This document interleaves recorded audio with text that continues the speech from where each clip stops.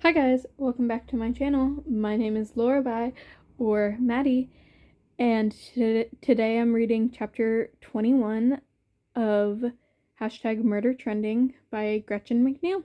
Let's get right into it. Listen to the sound of my voice, Dr. Farouk said. Relax into the past and tell me what you see. Dee's eyes were closed, but she could feel Dr. Farouk's breath against her cheek as the psychiatrist leaned in. Relax into the past, Dr. Farouk repeated. There is no present, there is no future, only you and your memories. Dee was pretty sure that hypnosis was a load of crap, but since her life was on the line with this trial, she figured she might as well try.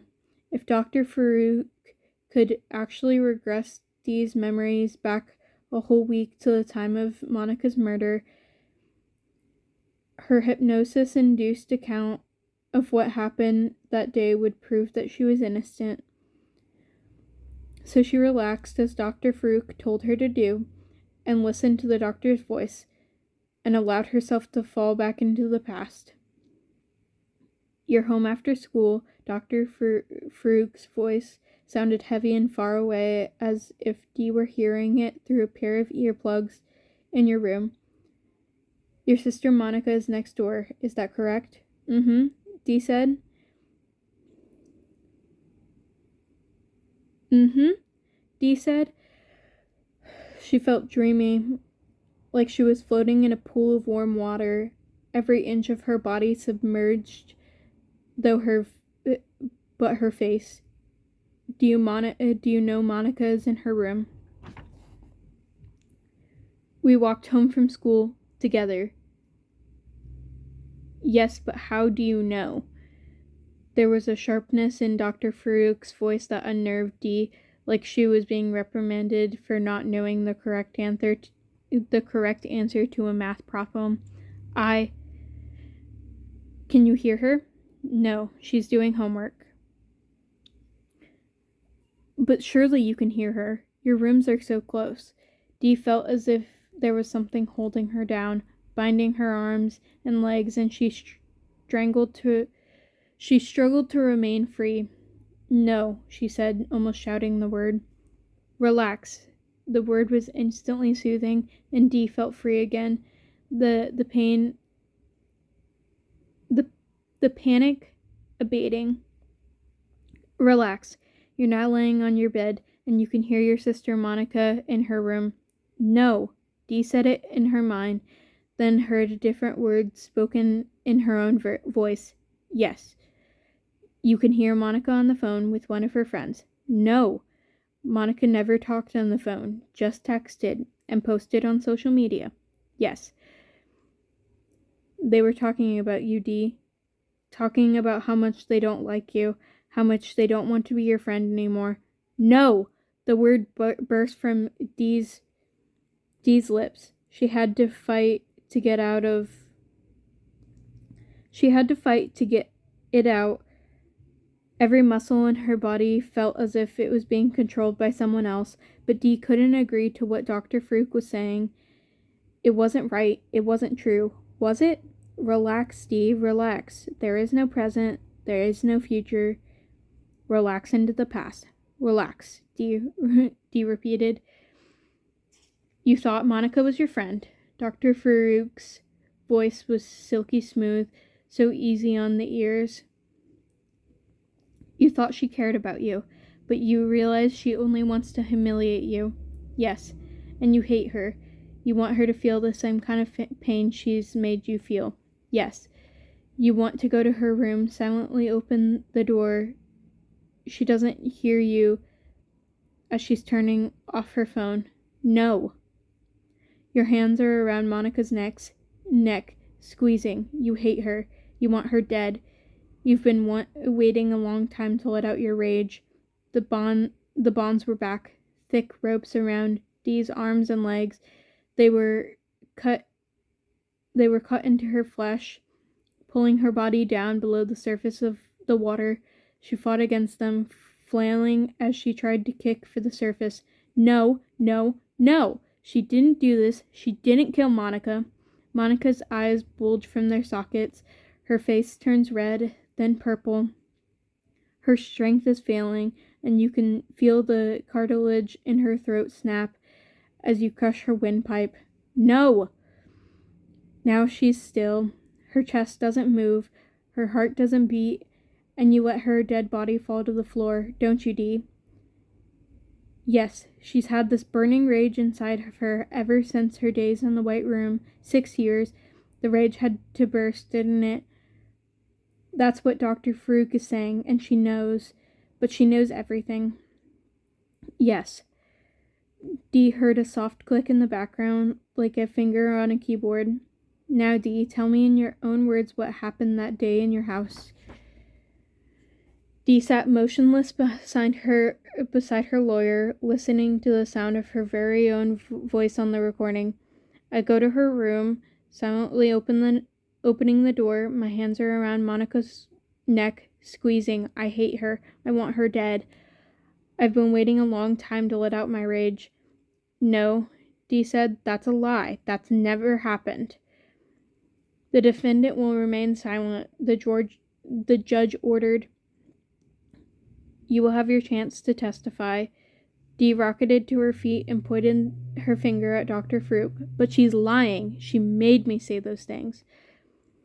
Dr. Farouk turned to the judge. Sometimes during a hypnotic regression, the subject transposes their guilt into the guide.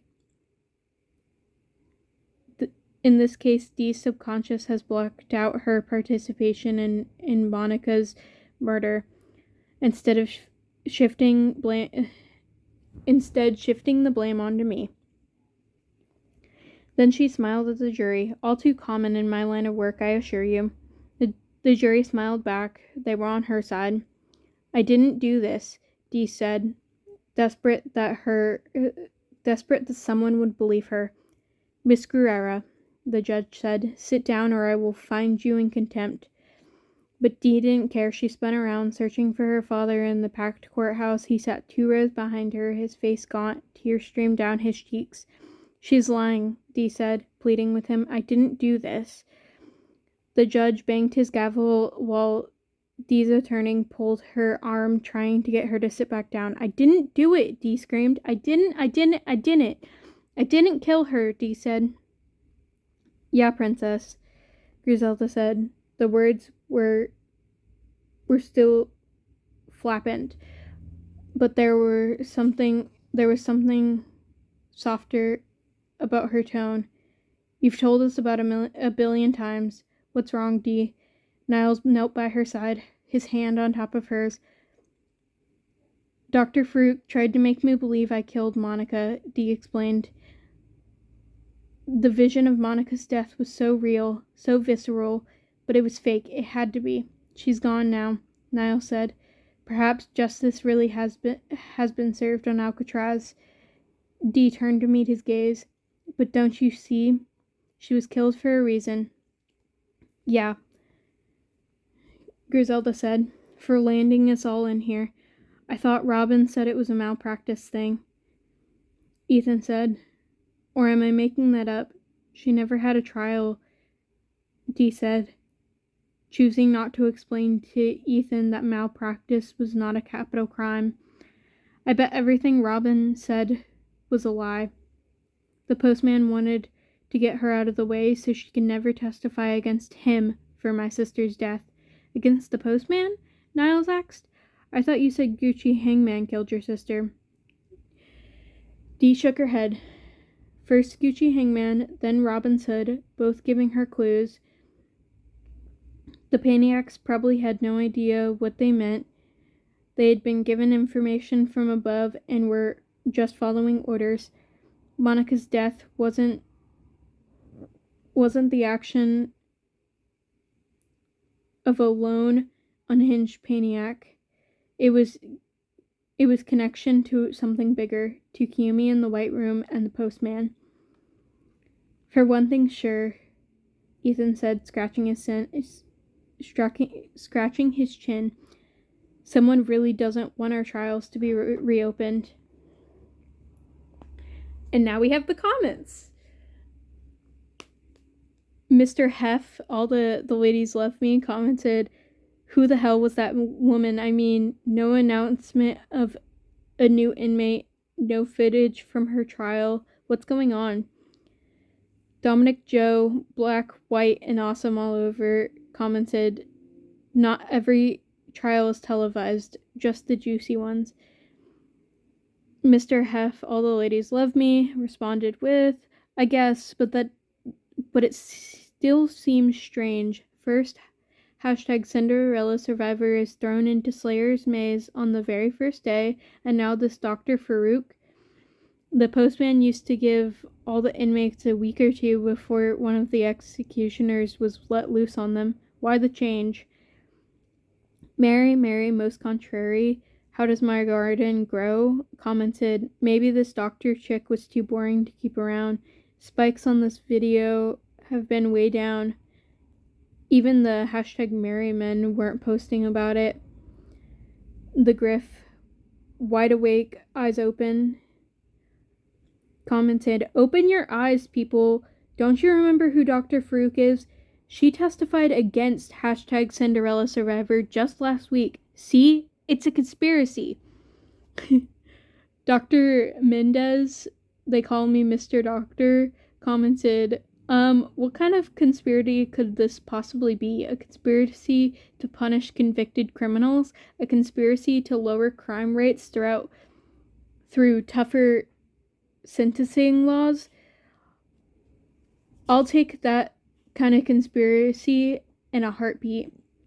Have you seen the latest stats from the Justice Department? Violent crimes are down 25% since last summer. Coincidence? I think not." The Griff responded with, "And yet, if violent crimes are down, why did the postman announce just last week that there would be a new large shipment of inmates arriving on Alcatraz 2.0? And have you noticed how all recent arrivals are young and attractive? Open your eyes. This is ratings manipulation 101. I'd bet you $1 million that this new batch of inmates are all look like supermodels." Dominic Joe responded with, "Yeah, like you have $1 million. Just keep wearing your tinfoil hat and living in your mom's basement, dude." Mr. Hef responded with, "I have to admit that the Griff has a point. This does seem weird and potentially illegal. I thought the Attorney General was supposed to be overseeing Alcatraz 2.0 personally. But did you hear his latest press conference? Said that Alcatraz 2.0 was totally under the control of the postman, except nobody knows who the postman is. Is he really a Hollywood producer like the rumors say? Or maybe just a DOJ figurehead? Or is he POTUS himself?" And that is the end of chapter 21. I have a theory, though. I have a theory that the postman is Kumi's dad. That's my theory. We'll see. We'll see if I'm right. But until next time, bye-bye.